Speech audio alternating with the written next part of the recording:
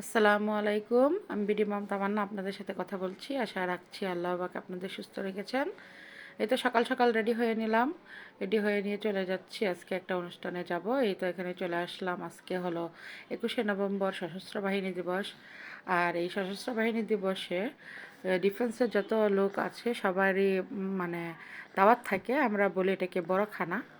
আজকে সশস্ত্র বাহিনী দিবস উপলক্ষে আমাদের সবার প্রীতিবোধ ছিল। এখানে আমি আসলে তেমন ভালো করে ভিডিও করতে পারছিলাম না, একটু লজ্জা লাগছিল। এখানে প্রচুর মানুষ ছিল। আপনারা মনে করেন যে একসাথে প্রায় 1500 মানুষের মতো এখানে একসাথে আমরা খাওয়া দাওয়া করেছি।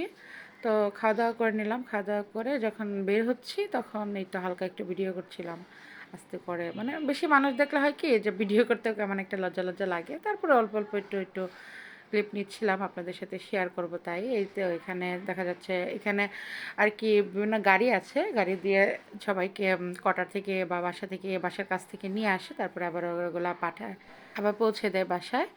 তো এখানে আর কি আমি হালকা করে একটু হাঁটাহাঁটি করছিলাম, একটু মানে মোট কথা একটু বললাম যে আমি একটু হাঁটি, আমার একটু ভিডিও করো। যাই হোক একটু মজা করছিলাম।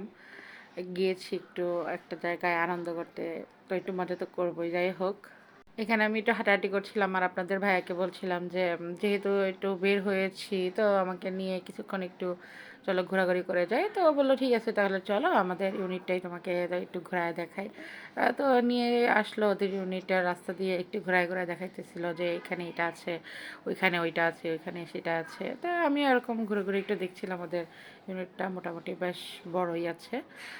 সো এরকম করে একটু ঘুরে ঘুরে দেখলাম। আচ্ছা, বাকি কথা বলার আগে আরেকটু বলি, আপনারা যদি আমার ভিডিওটা একটু হলেও পছন্দ করে থাকেন তাহলে আমাকে প্লিজ সাবস্ক্রাইব করে দিবেন, আমাকে লাইক কমেন্ট করে আমার পাশে থাকবেন। আপনাদের একটি কমেন্ট বা একটা লাইক আমাকে আরও উৎসাহ যোগায় যে আমি যেন আরেকটা ভিডিও তৈরি করি। আর আমরা যদি একে অপরের পাশে থাকি, একে অপরকে সাপোর্ট করি, তবেই আমরা যারা নতুন ভিডিও তৈরি করি তারাই এগোতে পারবো, সামনের দিকে এগোতে পারবো। যাই হোক কথা বলতে বলতে আমরা এখানে অনেকক্ষণ ঘোরাঘুরি করলাম। তারপরে যে একটা গেট দিয়ে ঢুকেছিলাম অন্য আরেকটা গেট দিয়ে বের হয়ে চলে আসলাম যে আচ্ছা একটু রাস্তায় ঘোরাঘুরি করি। আজকে ক্যান্টনমেন্টে একদম পুরো রাস্তা ফাঁকা ছিল, মানে বাহিরের লোক এখানে ঢোকা বন্ধ ছিল।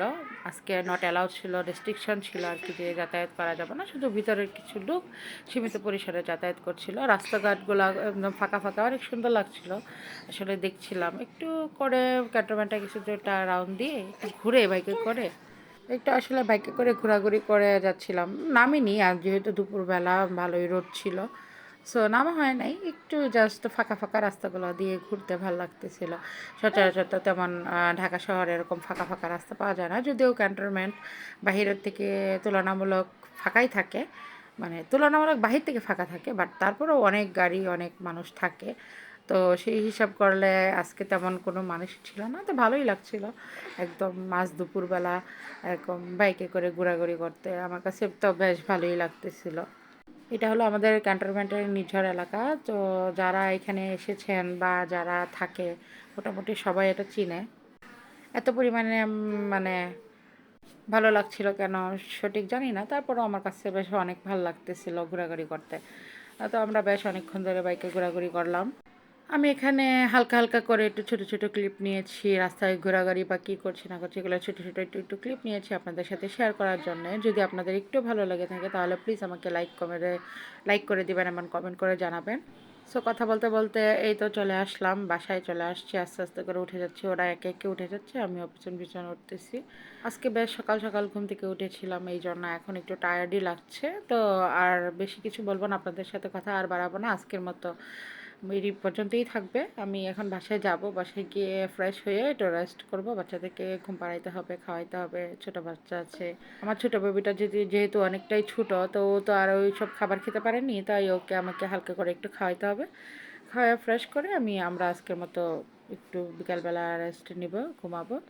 সো এই পর্যন্তই, ভালো থাকেন। এনাফ ফর টুডে, ইনশাল্লাহ আবার দেখা হবে। আসসালামু আলাইকুম, থ্যাংকস ফর ওয়াচিং।